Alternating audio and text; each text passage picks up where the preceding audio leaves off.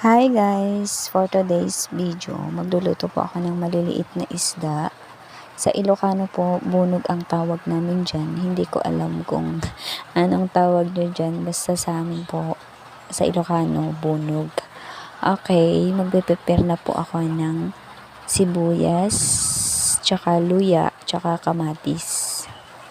Ayan, simpleng luto lang. Tagal na kasi akong hindi nakakaulam ng ganyan. Ayan. Kaya kanina nakita namin, sabi ko bili na lang kami. Pang 100. Ang mahal pala na ganyan, 300 per isang kilo. Okay.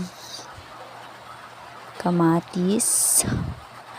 2 pirasong kamatis para may konting asim-asim. Ayan. Ang tagal ni